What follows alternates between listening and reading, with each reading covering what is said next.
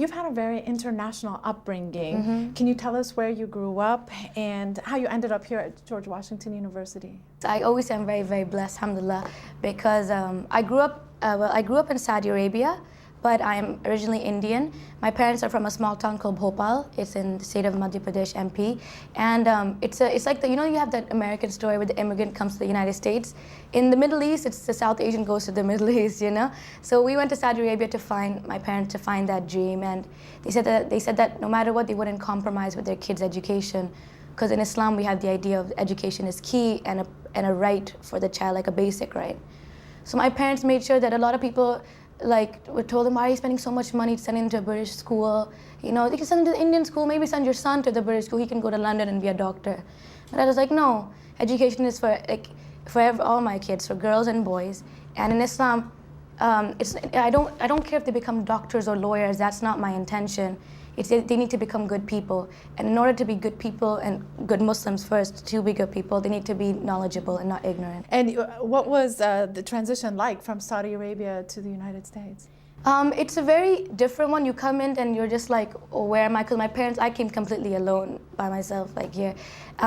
So in the beginning, you're just there's a lot of culture shock.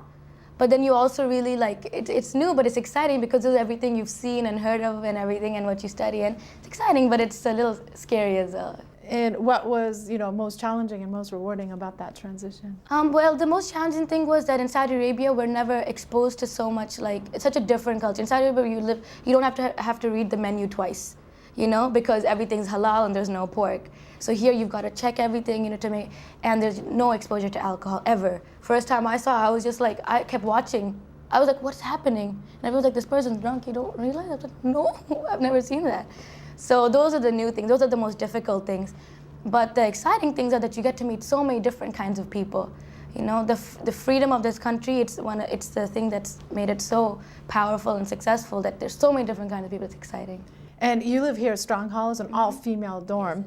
Why did you choose to live here in Strong Hall? Well, I wanted to make my transition from Saudi Arabia to America. I knew it'd be difficult, so I wanted to keep something that was familiar. And we're not used to being around guys so much all the time because we still have roommates who are female. That's a lot of people mixed up about just on the floor and being around them.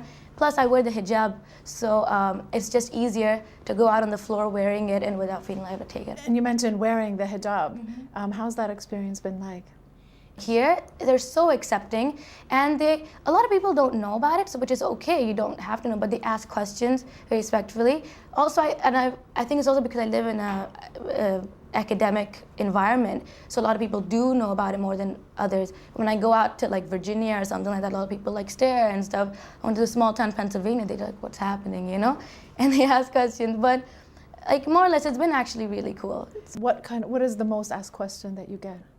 Do you wear this to sleep? Do you wear this all the time? I just have to explain that I only wear it in front of boys and not in front of my parents. It's more flexible than people think it is. That's the biggest question I get. Or more the scariest question I get, which I get really upset about. Well, not upset, but they ask me so you were suppressed, how did you come to America?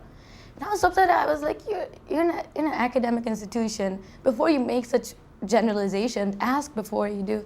And that's the most upsetting because I wasn't suppressed. I did this by choice. It's something I believe with full conviction, and I've thought about it. And I always think that if I'm in a college like you, why do you undermine my intelligence that you can make a decision freely, but you think I can't? I'm here just as much as you. I'm here for a reason. In terms of your academics, I understand you're a sophomore and you're in the School of International Affairs. Why did you decide to major in international studies? Well, because a lot of my background is I grew up with balancing so many different cultures. I was always interested in how, and also I know that my role in society as a Muslim is to help my community. And my parents wanted me to be a doctor. That's our culture, be a doctor. I said, Dad, that's not my thing.